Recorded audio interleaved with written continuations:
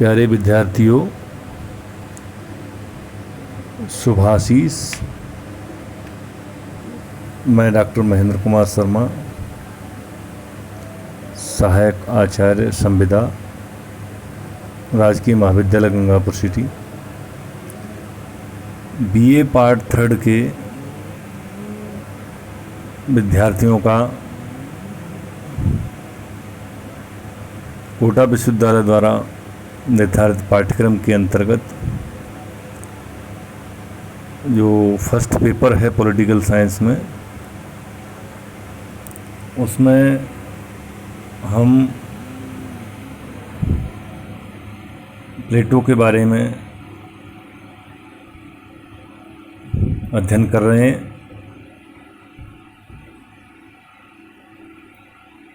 आज हम प्लेटो के न्याय सिद्धांत के बारे में पढ़ेंगे। प्लेटो का न्याय एक व्याख्या के रूप में या विवेचना की दृष्टिकोण से अधिकांशतः पेपर में पूछा जाता रहा है, क्योंकि यह कंसेप्ट अपने आप में एक ऐसा महत्वपूर्ण स्थान रखता है जो कि प्लेटो के आदर्श राज्य की स्थापना में अपनी अहम भूमिका संपादित करता है। क्योंकि ऐसी मान्यता है कि न्याय जहाँ जिस राजव्यवस्था में सही तरीके से काम कर रहा है या न्याय की दशा दिशा अवस्था पूरी तरह से सन्मार्गी है या न्याय के धर्म पर चलने वाली उस स्थिति को प्राप्त है, तो वह शासन व्यवस्था अपने आप में पूरी तरह से बेदाग होगी, कल्याणकारी होगी। किसी भी प्रकार का उसमें कोई ऐसा तत्व नहीं होगा जो कि जन सामान्य की विचारधारा के विपरीत हो। मूल रूप से प्लेटो की जो न्याय अवधारणा है, उसका प्रयोजन हम जब देखते हैं तो व्यक्ति एवं समाज को अनुशासित करने का था, क्योंकि समाज में डिसिप्लिन, अनुशासन को बनाए रखना एक कुशल व स्वस्थ राज्य व्यवस्था की बहुत बड़ी जिम्मेदारी होती है कि उस समाज में रहने वाले व्यक्तियों, नागरिकों को किस तरह से अनुशासन में आबद्ध करना है कि वह ऐसा आचरण करें कि जिससे राज्य व्यवस्था अच्छी तरह से संचालित हो सके। प्लेटो के गुरु सुकरात ने जो वाक्य दिया था, सद्गुण ही ज्ञान है, वर्च्यू इज नॉलेज, मूल रूप से उसी को आधार मान करके इस न्याय व्यवस्था को अपने आदर्श राज्य में समाहित किया है। न्याय मानव सद्गुण के रूप में राज्यों को मर्यादाबद्ध रखने के रूप में एक विवेचन करता है कि राज्यों को किस तरह से उस दायरे में व्यवस्था को संचालित करना है जिससे कि समाज में व्यक्तियों को ऐसा वातावरण मिल सके, अनुशासन मिल सके, जो एक दूसरे के कार्यों में हस्तक्षेप न करें एवं अपने कार्यों को सही रूप से निस्वार्थ भाव से अपने अंजाम तक पहुंचाएं अपने गंतव्य तक पहुंचाएं, ये बहुत बड़ी एक जिम्मेदारी है। एम बी फोस्टर ने अपनी पुस्तक मास्टर्स ऑफ पॉलिटिकल थॉट में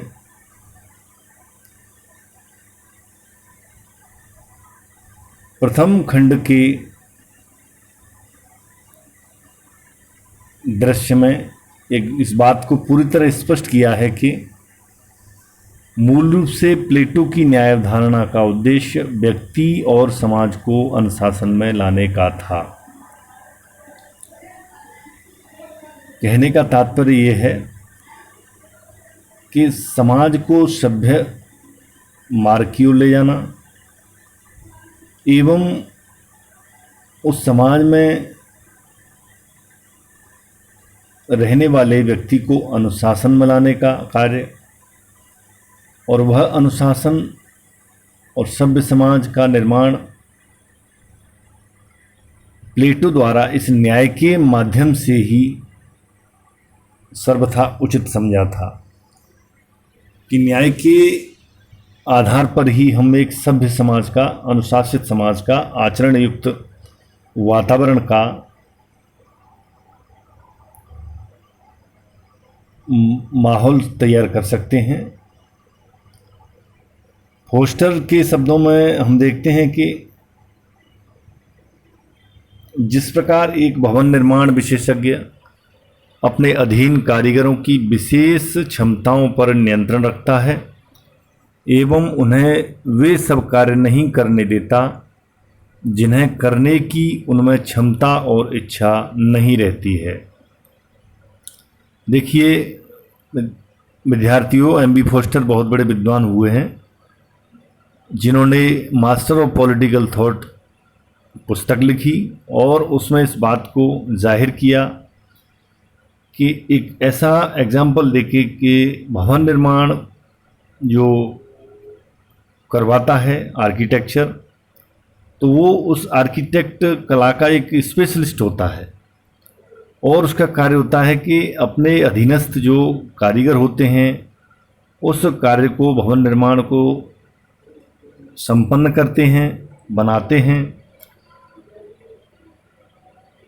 तो उन कारीगरों की, उन कामगारों की क्षमताओं पर नियंत्रण रखने की जो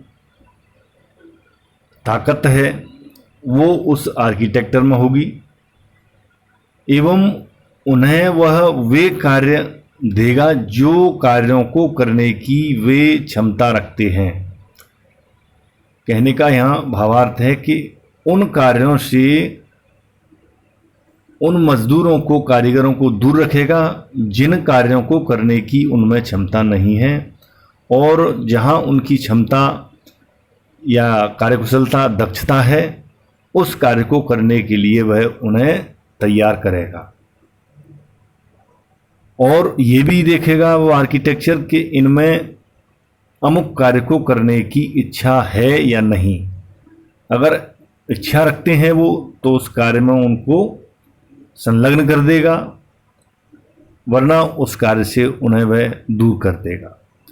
तो एक अच्छे भवन निर्माण के संदर्भ में हम जब देखते हैं तो उन एक कुशल कारीगरों का विशेष श्रमिक योगदान, श्रमयुक्त योगदान रहता है, जिससे कि उस भवन निर्माण को अंतिम रूप मिलता है। ये हम जब देखते हैं कि इसी क्रम में प्रसिद्ध विद्वान बारकर कहते हैं कि राज्य के तीनों वर्ग, दार्शनिक, शासक एवं सिपाही वर्ग, दार्शनिक, शासक वर्ग, सिपाही वर्ग और उत्पादक वर्ग, ये तीन प्रकार के वर्ग, हम इनकी चर्चा पहले भी कर चुके हैं। ये भी ध्यान रखने योग्य है कि विद्वान बारकर ने अपनी प्रमुख कृति प्लेटो एंड हिज प्रीडिसर्स में इन तथ्यों को लिखा है विवेचना की है कि दार्शनिक वर्ग, सिपाही वर्ग और उत्पादक वर्ग द्वारा अपने कार्य क्षेत्र में विशिष्टता प्राप्त करना तथा अपने कर्तव्यों का समुचित रूप से निर्वाह करने की मनोकामना का नाम ही न्याय है। अर्थात तीनों वर्गों के कार्यों की विशिष्टता प्राप्ति के उपरांत उन कर्तव्यों को समुचित रूप से संपादित करना, संपन्न करना, निर्वाह करना, उस समस्त प्रक्रिया की जो मनोकामना, मनोभावना होती है, उसका ही नाम बारकर ने न्याय दिया है। न्याय सिद्धांत दार्शनिक प्लेटो के राजनीतिक चिंतन का अत्यंत महत्वपूर्ण अंग है। जिस आदर्श राज्य की रूपरेखा प्लेटो ने तैयार की है, उसका प्रमुख आधार न्याय सिद्धांत है। इस विचार ने यह अनुभव किया कि तत्कालीन यूनानी नगर राज्यों में व्यक्ति और समाज दोनों ही अनुशासित नहीं थे। उसने अक्षमता, अस्थिरता और राजनीतिक स्वार्थ और आदि से उत्पन्न होने वाली त्रुटियों को भली प्रकार से जाहिर किया, पहचाना और अपने आदर्श राज्य को इन सब त्रुटियों से बचाकर एक ऐसे न्याय के सिद्धांत पर आधारित करना चाहता था जो राज्यों को एकता प्रदान करे और व्यक्ति तथा समाज में डिसिप्लिन पैदा कर सके, अनुशासन बना सके। अब हम देखते हैं न्याय के जो तत्कालीन सिद्धांतों का जो खंडन किया गया वो किस तरह से था।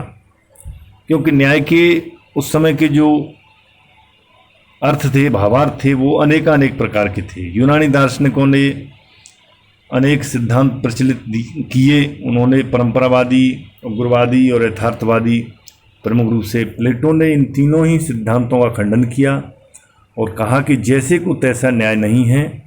टिट फॉर टैट को वो न्याय नहीं मानते थे, अन्याय की श्रेणी में मानते थे। प्लेटो ने शक्तिशाली के हित में कार्य करने को भी न्याय नहीं माना। यदि ऐसा किया गया तो इसका परिणाम न्याय की अपेक्षा अन्याय को बढ़ावा देना होगा। प्लेटो ने न्याय डर का शिशु भी नहीं माना कि डर के माध्यम से जो न्याय उत्पन्न होता है वो भी नहीं माना। फिर आधुनिक न्याय में अंतर करने की उन्होंने इस तरह से अपनी शैली में बताया। न्याय के संबंध में जो भी विचार प्रकट किए हैं वो न्याय के आधुनिक विचार से भिन्न है।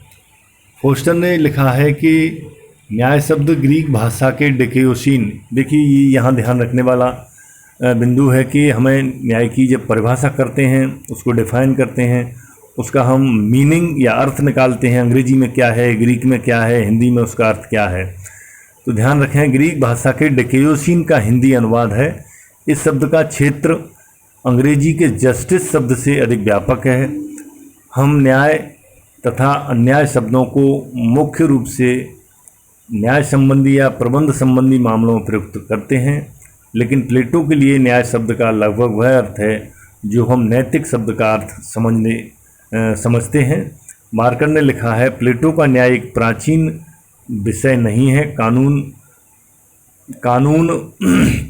पन के क्षेत्र में नहीं आता है, अपितु इसका संबंध नैतिकता से है तथा विशेष रूप से सामाजिक नैतिकता से है। ये मूल रूप से इसमें बात कही गई है कि नैतिकता और